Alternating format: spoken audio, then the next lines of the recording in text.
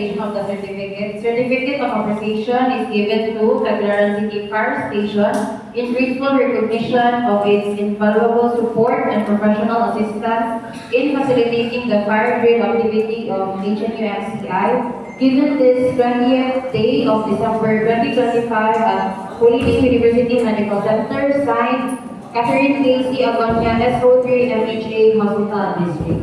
So let's give them a hand of applause. And not only that, the same certificate is given to Tagbilaran City Traffic Management Office. So, may I request the VIP and the photo